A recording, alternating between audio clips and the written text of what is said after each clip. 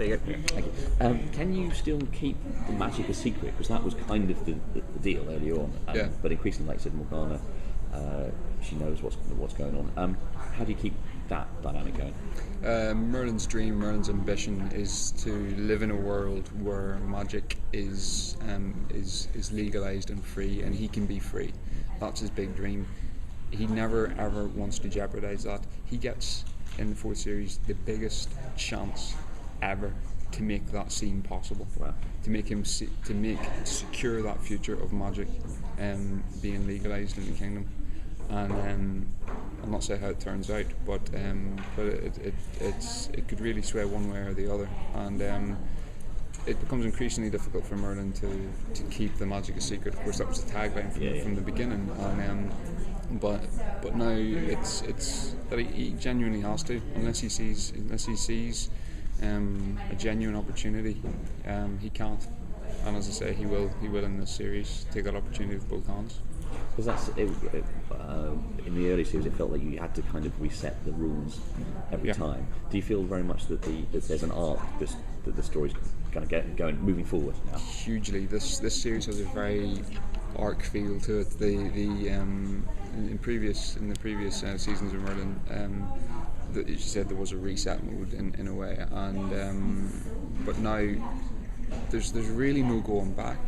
Each episode so far connects up a part of the jigsaw that has to have another piece to fit it. You can't go back, and that's how each episode seems to be going so far. And there's an absolute progression towards something huge.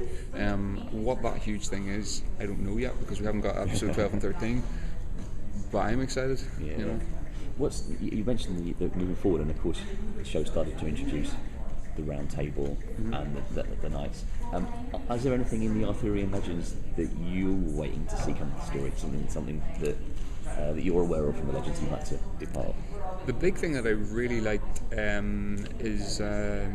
was the Crystal Cave legend, which we actually touched on last series. I'd like to see more of that because I think it's actually really good. As productive as it is to be able to see the future, it's also extremely destructive.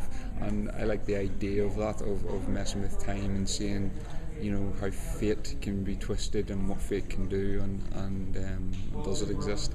And in terms of stuff I'd like to see, I like the idea of there's legends of the Mad Merlin, which is the Merlin who had to retreat into the woods because he didn't agree with war, and as a result was called mad and had to sort of be away on his own. And I like that idea of isolation. Yeah, cool. That's fantastic. But yeah, you're at the time.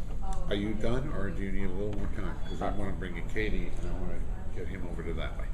Maybe a couple more questions, if that's all right? Yeah, great, thank you.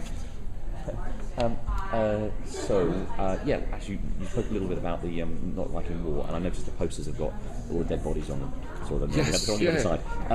It seems like a very physical show. Are you still involved in lots of fights? Do you have to have stunt training? Are you kind of find yourself in battle scenes, that kind of thing? Yeah, big time. There's lots of war epic things happening in this series, and because they're shooting on 35mm this year, in terms of the special effects, it's going to have a huge feel to it. So they're going for the battle style elements. In terms for us, for me in particular, I mean, I don't get to do a lot of. I mean, magic is my skill after all.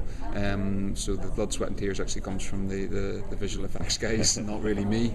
Bradley gets to do a lot of that with the sword fighting and the sword training. So I'd like to do more, but at the end of the day, Merlin's not a fighter. Yeah. One last question. It's your second time at Comic-Con. Yeah.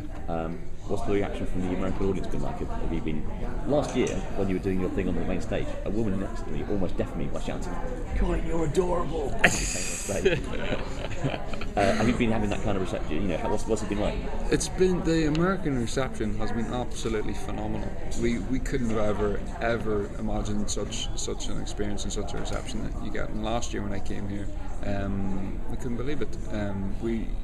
You spend so long working on the show in a shack in Cardiff, and then with a lovely chateau that we've got in France, and then to come and do things like this, and people see the end result and not the kind of process that we're going through at the minute, and they're absolutely seeing that end result and loving it, and wanting to say how much they love it and wanting to support it. and to come along as an actor on a show that you've worked so hard on and see the appreciation of people, I mean, that's invaluable, and particularly here, the reception has been fantastic. Cool, great, thank you very much. Thanks a million, guys. Anything you wanted to ask?